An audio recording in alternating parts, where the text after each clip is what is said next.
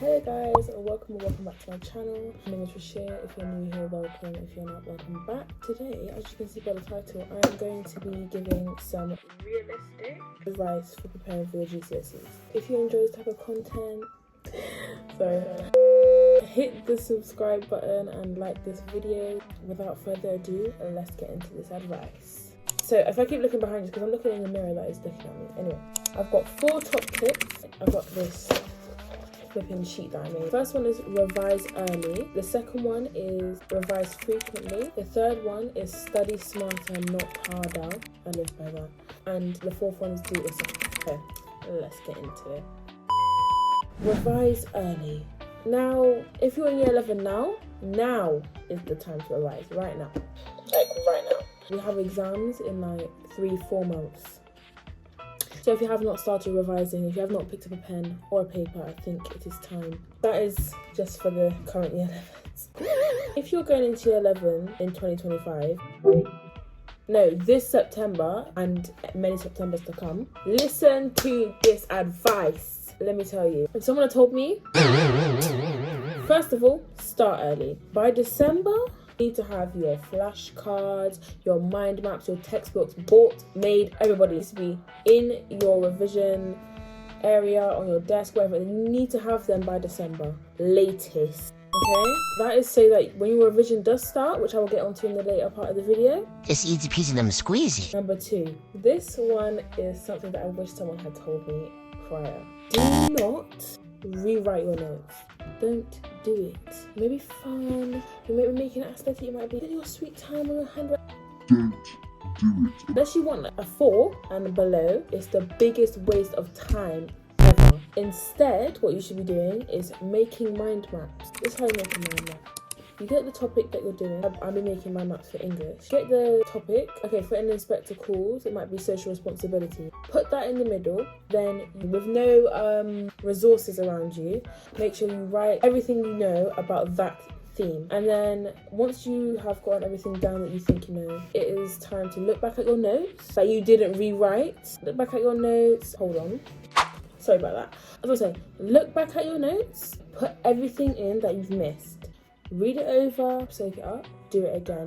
Do that, make your flashcards, use your flashcards. There are online flashcards on websites like Quizlet, Cognito. Okay, and number 3 is focus on your progress. Okay, it's so easy to focus on others' progress, see how other people are improving. The only way you're going to improve is if you focus on your progress. This will lead to procrastination, I'm telling you. You focus on other people's progress and you're going to see yours is not improving, because you're focusing on other people's. And then what's going to happen? You're not going to want to revise because you're not looking at other people's. Procrastination. Focus on you and you'll get them grades. Top tip number 2 is revise frequently. Everybody might say revise often, this, that, the other. But let me tell you a little secret. You need to have your revision timetable down By October. latest. Let me tell you why this is important. Basically, you need that revision timetable down so that when it comes to actually revising, you're not making a timetable. Take it from me. You do not strictly need to use it in October, but it will be useful if it's there for you by the time you go to revise, which will be like November, December time. When you're making this revision timetable of yours, make sure you put your life in there first, put things that you have, extracurricular activities, and then you put your schoolwork around that. Top tip number 3 is study smarter, not harder. Watch the time that you use. Do not spend 4 hours revising and then find out that you're burnt out and you don't remember anything. Be smart about your timing. I'm just going to quickly run over how I made my revision timetable. So first of all, you're going to put all your subjects in a list, having the top be the hardest and the bottom be the easiest. Pick the first 2 at the top, which are the hardest, and then you're going to pick the bottom one, which is the easiest. That is day 1. And you'll realise that after maybe a week, you're covering all your hard subjects while also doing your easy subjects, but in a way where it's all efficient and that you actually get stuff done. Oh yeah, when you do your mocks and you get your report, what I did was highlight my subjects in red, green and yellow, or pink, whatever. Green being the best, I got exactly what I wanted. Orange/yellow being like I could improve but the grade is alright, and then pink being like I need to get this grade better. And that helped me to prioritise revision for different subjects.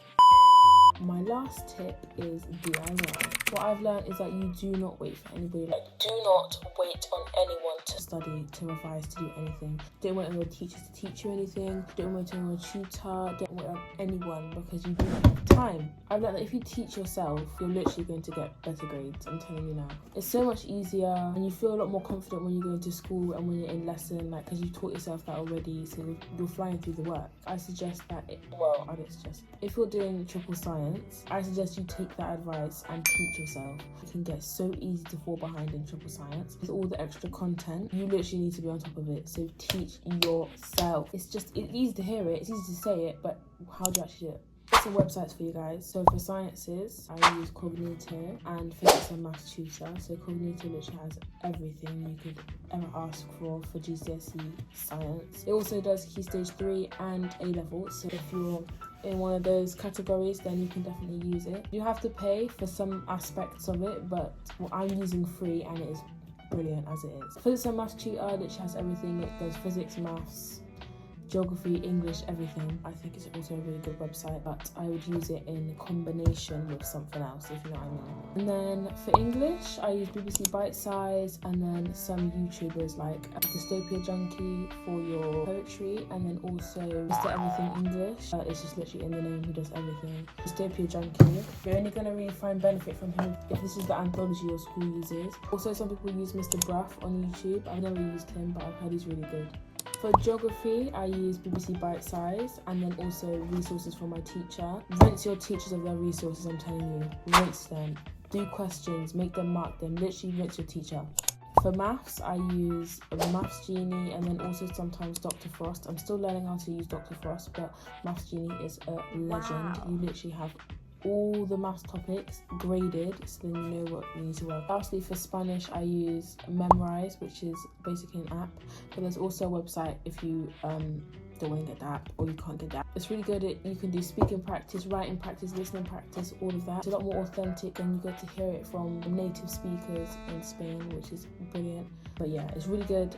I do pay for it because I think it's unnecessary to use it for free, because it's just literally, you can't get much done if you're using it for free. So those are my top tips for preparing for your GCSEs. You'll be fine, I'm telling you. Thank you so much for watching my video. I hope you guys enjoyed. I hope this was helpful for you. If you enjoyed this content, please comment down below. Don't forget to hit the like and subscribe button, and I'll see you in my next video. Love you, bye.